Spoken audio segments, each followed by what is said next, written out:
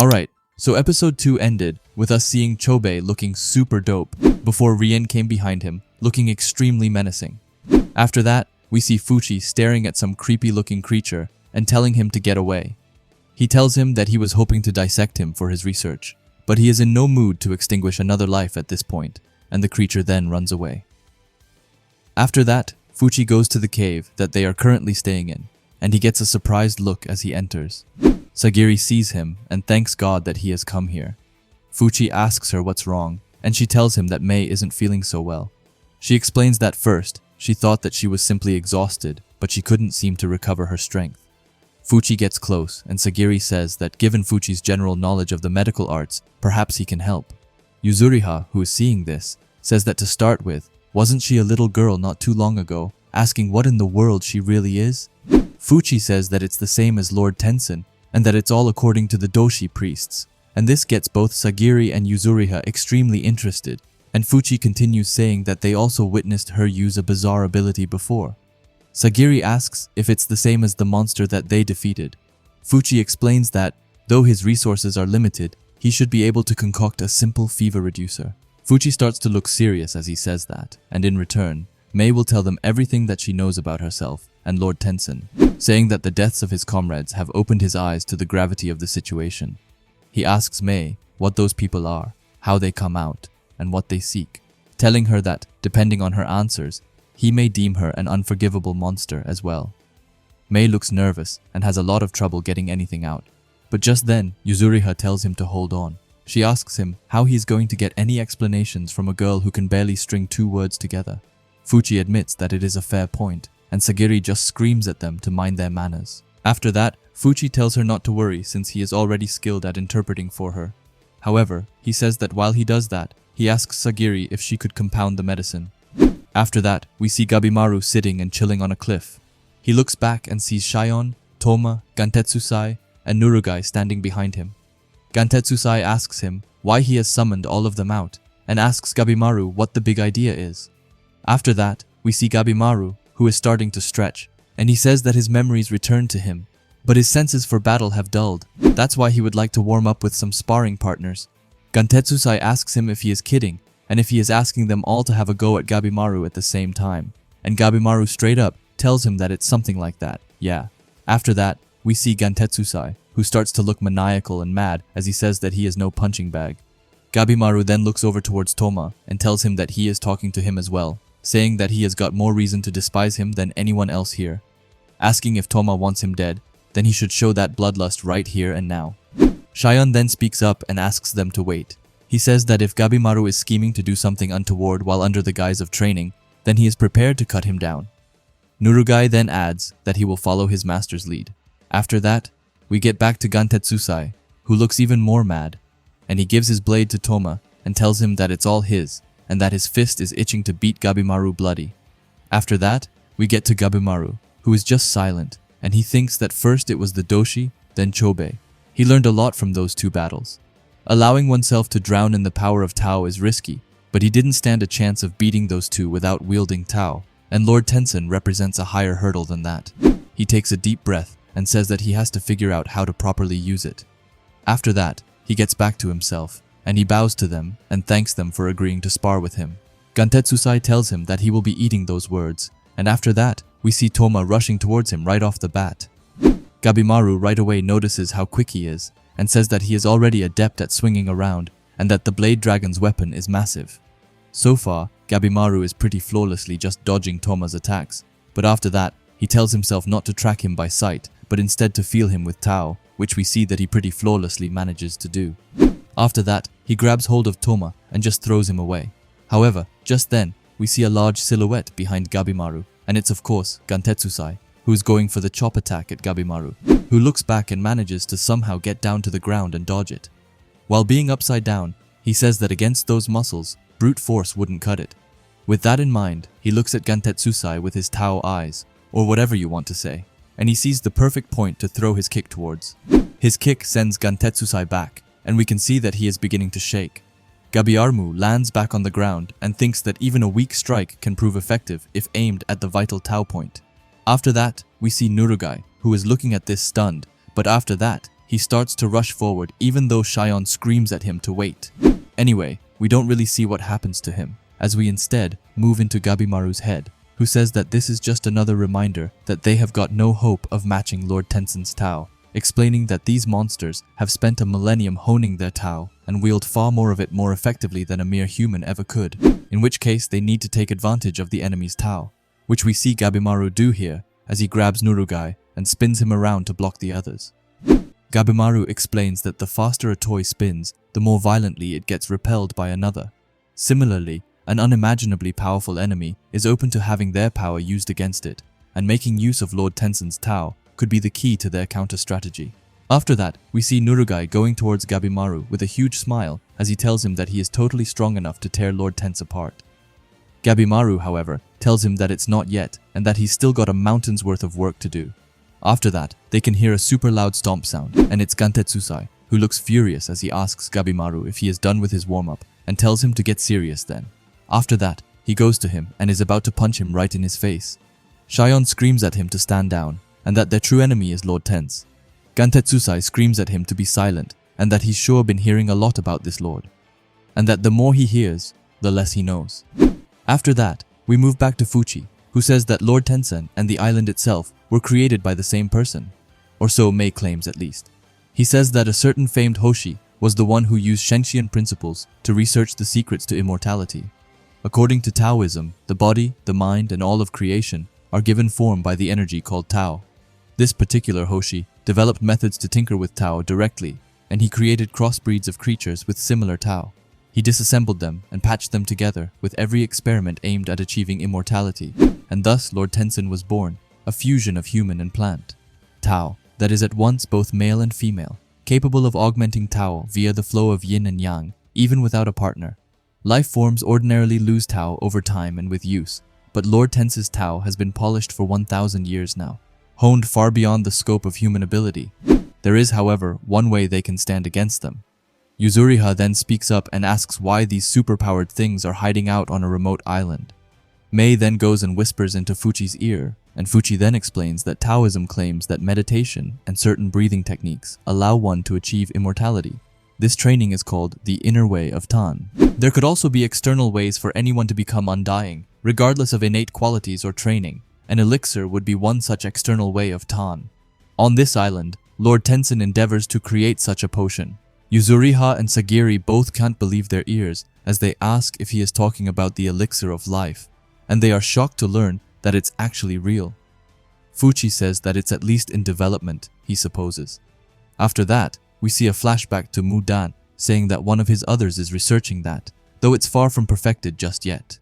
Fuchi looks serious as he says that what they call Tan is a prototype born of that research, saying that they have discovered how to harvest human life like so much nectar, extracting that Tao, that life force. In this way, they add to their own lifespans the vitality robbed from others, though it doesn't seem as if Tan has the same effect when consumed by ordinary humans. Because Lord Tense extended their lives with Tan, they can assume that they do not possess endless Tao. Otherwise, they would say that they will die if their Tao is depleted quickly and severely enough. Yuzuriha then says that if they're living off this Tan stuff just fine already, then why go to all the trouble of researching an elixir that can turn anyone immortal? Mei is silent before she says that she doesn't know, but maybe it's because of the will of Shufu's will. Both Sagiri and Yuzuriha ask who that is, and Fuchi continues and says that he is the Hoshi who created Lord Tense and this island, asking if they have never heard of Shufu, and that in Japan, they know him as Jofuku, explaining that he once served the emperor of the Qin dynasty. Researching immortality, some say his journey ended in Japan well over 1,000 years ago, but perhaps he continues his research to this day on this very island, which is just insane. After that, we get explained that Shufu, also known as Jofuku, a Hoshi mystic employed by the emperor of the Qin dynasty in ancient China. Jofuku counseled the emperor saying, "The elixir of life resides within the 3 immortal islands of the east, known in Japan as Horai, Hojo, and Aishu." He sailed east with a fleet of several dozen barks containing 3,000 children from respectable families, 100 able craftsmen, mounds of treasure, and 5 grains of china. However, the years passed, and he never did return of the Emperor Qin. Records state that Jofuku came to a place of flat plains and broad swamps, and there he proclaimed himself the ruler. Further details have been lost to history. Yuzuriha says that, so this big shot Hoshi named Jofuku came from the continent and created the island, and Lord Tensen, Sagiri says that, and Mei here is cut from the same cloth. Yuzuriha asks, how does one guy make a whole island? Fuchi says that Jofuku commanded a fleet with a crew of thousands. He would have had the manpower, continuing and saying that the legend has it that he arrived in Japan in pursuit of the elixir of life, though existing records don't go into details. After that, we get back to Mei, who we can see is visibly hurt, and she's about to fall towards the ground when suddenly Fuchi goes behind her in an instant and catches her. After that, we can see something shocking, which is that her arm has now become like a tree. Fuchi asks what this means, and Mei says that her body is imperfect, explaining that if she uses Tao, then she turns into a tree, and that she can't heal alone. Yuzuriha right away says that they just have to find someone with the right type of Tao to heal her, just like Sagiri did to Gabimaru. However, Mei tells her that it won't work, saying that there is too little Tao in her and not enough to circulate, explaining that Rien broke her tendon. They are all confused about who Rien is, but Mei explains that he was the same as her and both were disciples created by Master Shufu, but Rien changed. He killed many for the outer way of Tan. After that, we see that Rien even hurt Mei a ton and made her bleed before starting to legitimately torture her. Mei tells them that she could not prevent it and that she ran from Harai. After that, we see the tree listening in and saying that it all makes sense now. Sagiri is speechless as she has just heard that, but she then asks what will become of Mei now. But that's when the tree speaks up and tells them to make use of his Tao, please. He says that Lord Tense can freely manipulate Tao and that they can extract it from others and make it their own. Fuchi looks back and asks if Mei can do the same. The tree explains that he saw her in secret and that the effect is less potent than that of Tan. However, she can indeed. Sagiri thinks for a bit before she then asks the tree, who I now remember is called Hoko, what it would mean for him. He is silent before telling her not to worry and that Mei, the arborification, will soon take him, besides which, this is how he can atone. Fuchi asks him what he is going to atone for, and he says that he and Mei met several centuries ago, after he had lost his loved ones to an arborification. She was just the right age to resemble his daughter, the child that he lost to the transformation, his own little girl. He explains that in his heart, he knew that she was no ordinary being, and that she wished for nothing more than to leave this island. But he ignored her wishes, and chose instead to perpetuate the farce that they were a family. Everyone is silent, but he continues as he asks Mei to please find it in her heart to forgive him, saying that he refused to see her, his only daughter, and that he asked her to indulge him in his grand lie and quell his regrets for centuries. Now is his final chance to atone. Telling Mei to take what remains of his life and make use of it, Mei is crying a ton before she reaches out her hand towards him and smiles, telling him that this wasn't a lie, but that they were like a real family, just like father and daughter. And after that, as she touches Hoko, he just starts to vanish into thin air, and with that, Mei once again goes small, but she then takes a final goodbye to her father. After that, we see an angry Gantetsusai, who says that Gabimaru is so full of himself. After that, Shion says that the man is all that the rumors painted him as and more. Indeed, Gabimaru may have what it takes to best them, but he questions whether they should really rely on a condemned criminal. Shion looks over to Toma and thinks that the others do as well. Circumstances have forced him to overlook their misdeeds, and he asks himself how much he can really trust them, still looking over at Toma and wondering what type of thoughts it is that are filling his head.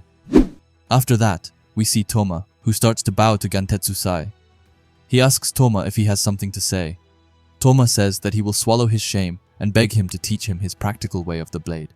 Gantetsusai is super shocked, but Toma continues and tells him that it's not so that he might take revenge against Gabimaru, but so that he might escape this island by his own power. Gantetsusai is silent and asks if Toma is asking him to trust the word of a stinking bandit. Just then, Toma decides to show off his determination as he uses the sword in front of him and cuts off his hair, which leaves all of them shocked.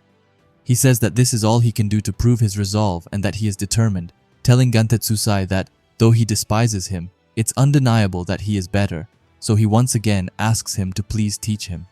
Gantetsusai closes his eyes and thinks for a bit before standing up and telling Toma to suit himself, saying that he was just about to do some practice swings, so he tells Toma to bring that blade along, and after that, the two of them walk away. As they are walking, Toma says that he will eat crow for now, if it means getting stronger, thinking that until he can fight on his own, until he can fight alongside his brother as his equal, thinking that strength is adaptation. After that, Gantetsusai looks back towards Toma and starts to laugh at him, and Toma thinks that killing these fools comes later, and that now he is determined to save his brother. After that, we head over to Chobei and Rien.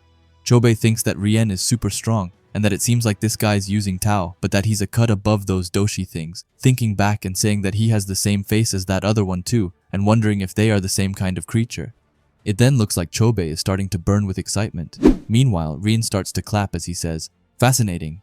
Chobei is super caught off guard, but Rien says that the wrapped Tao is evidence enough that Chobei has achieved hybridization after arriving here, explaining that they create the Whitenhua flower to convert human bodies into Tan. Yet even as the roots dug into him, his Tao remained his own, calling it highly unusual. After that, it looks like he creates some sort of ball made of Tao, and he sends a ton of them towards Chobei. As he tells him to allow him to examine him further, we can see that the balls are doing serious damage, but luckily, Chobei seems to be dodging them. He thinks that clearly, he has no shot of winning like this, and that he could always restore to his berserk form, but that there's no guarantee that he would control it. After that, he waits up and thinks that a Guranat isn't something that he needs, as he says that it's do or die now. He says that he's feeling those roots spread and squirm inside of him, and that he's just gotta focus to keep them from taking over his head. We then see Rien, who is once again looking at this with a surprised face, and Chobei then charges at him, and is throwing a barrage of insane punches, but it seems like Rien is managing to dodge almost all of them. Rien thinks that his speed and power exceed what is attainable by humans. After that, we see Chobei saying that he hasn't lost himself yet, saying that he is holding on by a thread, and that these tentacles move according to his reflexes, and then some, faster than his will can keep up, thinking that if those roots keep spreading, they're going to hijack his mind again, and he knows that he has to end this quick and nice before that happens. He then sends a ton of attacks, and it looks like one hits Rien right in his chest. Chobei then gets a smirk as he says that those monsters have a weak point, right? Saying that it's their navel, and after that, he somehow manages to completely destroy Rien's body, making it start to wither away. However, we do see him still alive, and he says that it's incredible. Chobei looks at him lying on the ground and says that this one's not regenerating, and that turning their navels inside out puts them down for good. However, he does say that he is hitting his limit though, and that he had better power down. But just then, Rien appears right behind him. Chobei looks back in awe. There he sees a ton of Rien, who says that it's incredible, saying that he didn't only unleash the Tao of the Whitenhua, but that he even retained control, and that there is no precedent for this. Chobei is silent before saying that he doesn't know about all that, but that he guesses that the thing he shredded was some sort of body double. Rien says that this began as a mere scouting trip, yet he felt compelled to witness Chobei with his own eyes. He then tells Chobei that he is beautiful, saying that he will return to the palace with him, where he will conduct research. Chobei tries to attack and get himself free, but just then, he starts to fall towards the ground, and he thinks that he is hitting his limit and that he is going to lose himself. Rien tells him that taking this further is just begging for death, telling him to come now and that he must treat himself better. And after that, he straight up punches Chobei in his stomach and tells him to sleep now as he falls towards the ground. As he is falling asleep, he thinks of Toma and says that he knows, and that he is nothing like their rotten old man because he will come back to him. After that, he wakes up tied to a bed. He looks around and wonders what this place is. Rien looks to him and says that he is awoken and calls him human. Chobei asks him if he minds explaining, and Rien tells him that his body is invaluable, explaining that a fusion of Tao so perfectly typically requires advanced techniques, but in the process of being made Tan, he achieved a blend of Tao, and that his human Tao came out on top, calling it a true miracle, and one not seen in a millennium, telling Chobei that he may be the final key to completing his research. Rien then takes off his clothes, and Chobei asks him that even with all that he just wants to have a good time, Rien tells him that it isn't quite right as this is Bochu Jutsu, saying that he wished to help his Tao cycle so that he might comprehend it better, continuing and saying that this is also the perfect way to rejuvenate his weakened Tao. Chobei tells him to slow down and asks if this is really happening, and Rien tells him that the effects of Bochu Jutsu will be lackluster if both parties are not in harmony, so he asks Chobei how he likes it.